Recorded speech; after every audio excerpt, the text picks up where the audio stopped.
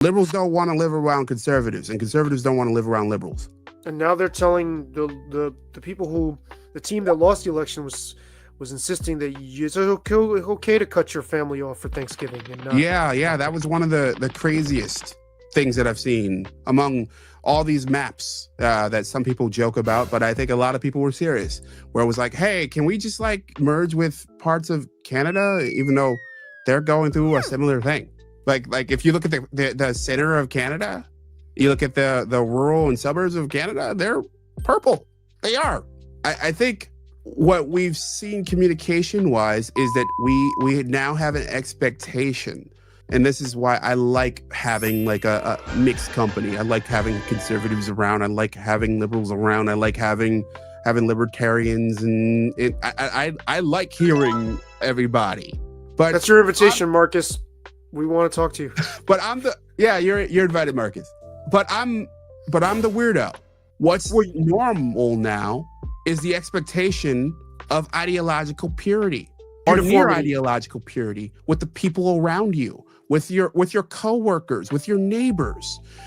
But ironically enough, you know what's the most accurate projection of this past election? It was the Trafalgar poll, where neighbors were asked about their neighbors. Yes, I heard about this. Yep. But the I didn't quite understand it. Yeah. It was the implication that I got was like the commentator that I was listening to was that neighbors, I couldn't tell if neighbors were accurately speaking for what they thought their neighbors, or if they were speaking for themselves. Both. And like, oh, my neighbor thinks this because I don't really want to admit what. Getting back to the communication angle here, we have become there's such suspicion, like there's a bit of this sort of Red Scare ideology. This is why this era really fits in with the 1930s so well into the 1940s, and maybe we're headed into the 50s, because there's just sort of like, oh, that person might be a MAGA person. Well, we're heading into like, and we're actually relatively good at identifying our neighbors in that way. And we're also, we will, and if asked, we won't admit directly, unless we Democrats will openly admit who they are.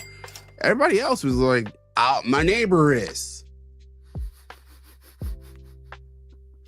When it's really you. We have had this sort of reshaping of our communication where it's like, hey, there's certain things we can't say. We have to say things a certain way. We have all these weird litmus tests that we have to jump through all the time. And that's what you were speaking to, I